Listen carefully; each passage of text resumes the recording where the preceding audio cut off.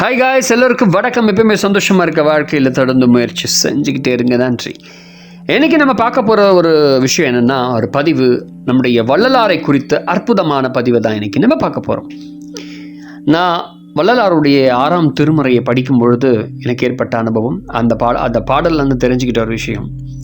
6ஆம் திருமுறையில் அவர் தன்னுடைய பாடலில் சொல்கிறார். என்ன சொல்கிறாருன்னா, தெற்றியிலே நான் பசித்த படுத்திருந்த தருணம் திரு அமுதோ திருக்கரத்தே திகழ் வல்ல தெடுத்தே ஒற்றியிற் போய் பசித்தனையோ என்றனை கெழுப்பி உவந்து கொடுத்தருளியன் உயிர்க்கின்னி தந்தாயே.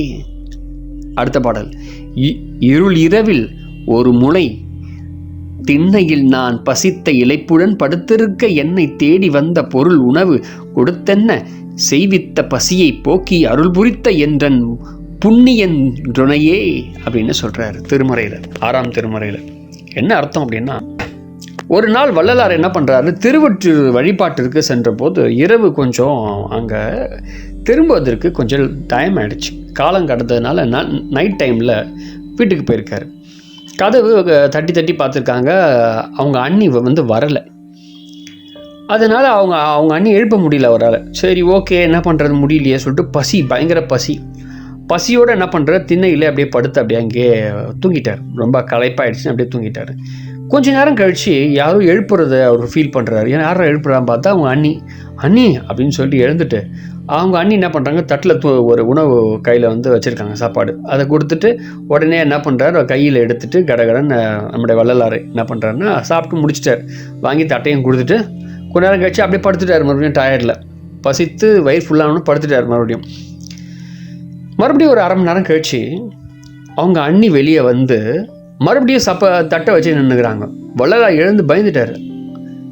இப்போ தானே உணவு கொடுத்தீங்க, மறுபடியும் உணவு கொடுக்குறீங்க அப்படின்னு சொல்கிறேன். நானும் இப்போ தான் வரேன் அப்படின்னு அவங்க அண்ணி சொல்கிறாங்களாம். அப்போ முன்னாடி வந்தது யார் அப்படின்னு கேட்டு, நான் வரலையே முன்னாடி, இதான் ஃபஸ்ட் டைம் நானே இப்போ வந்து உங்கள்கிட்ட வந்து சாப்பாடு கொடுக்குறேன் அப்படின்னு அவர் பயந்து, ஐயோ யார் வந்தது அப்போ அப்படின்னா, யார் வந்ததுன்னா வடிவுடை அம்மனே தனக்கு காட்சி அளித்ததாக அவர் வந்து அவங்க அண்ணிக்கிட்ட அவங்களே எனக்கு சாப்பாடு கொடுத்தாங்க.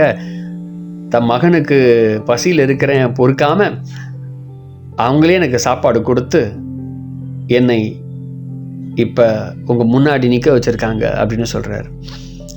அதான் அவங்க அண்ணிக்கிட்ட சொன்னா, அண்ணி அப்படியே பார்த்து வியந்துட்டாங்களாம். வடிவுடை அம்மனே எனக்கு காட்சி அளிச்சிருக்கா அப்படின்னு அந்த பாடலுடைய அர்த்தம்.